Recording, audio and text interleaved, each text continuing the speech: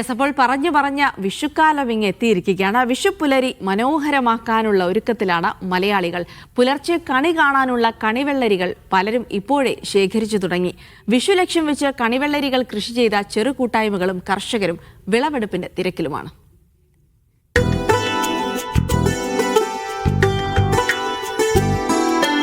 കോഴിക്കോട് കാരപ്പറമ്പ് കക്കുഴിപാലത്തെ ഒരു ചെറു കൂട്ടായ്മയാണ് ശാന്തി ജനശ്രീ എടക്കാട്.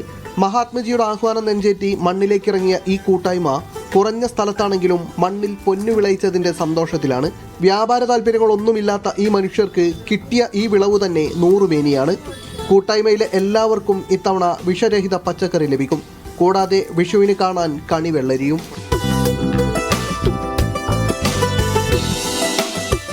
60 രൂപ മുതൽ 70 രൂപ വരെ കൊടുത്താണ് ഓരോ വർഷവും ഞങ്ങൾ വിഷുവിന് ഞങ്ങളുടെ കുടുംബാംഗങ്ങൾക്ക് വിഷു കൈനീട്ടവും കിറ്റും കൊടുക്കാറുള്ളത്. ഈ വർഷം ഞങ്ങൾ സ്വന്തമായിട്ട് കണിവെള്ളരി ഉണ്ടാക്കി അംഗങ്ങൾക്ക് കൊടുക്കുകയാണ്. അതിന് പുറമെ തന്നെ ഞങ്ങൾ വിഷു കിറ്റ് എന്നൊരു പരിപാടിയും കൂടി എല്ലാവർക്കും കൊടുക്കുന്നുണ്ട്. വിഷരഹിത പച്ചക്കറി എന്ന ലക്ഷ്യത്തിൽ കൃഷിയിലേക്ക് തിരിഞ്ഞ ഈ കൂട്ടായ്മ വരും വർഷങ്ങളിൽ കൃഷി കൂടുതൽ വിപുലമാക്കാനുള്ള തയ്യാറെടുപ്പിലാണ്. വിളവെടുക്കുമ്പോഴും വിൽക്കുമ്പോഴുമല്ല, കൃഷി ചെയ്യുമ്പോഴാണ് കർഷകന്റെ സന്തോഷം. സ്വന്തം മണ്ണിൽ സ്വന്തം കൈകൊണ്ട് വിളയിച്ച കണിവെള്ളരിയിൽ കണി കാണുന്നതാണ് ഈ വർഷത്തെ ഏറ്റവും വലിയ സന്തോഷമെന്നും ഇവർ പറയുന്നു. മീഡിയ 1 കോഴിക്കോട്.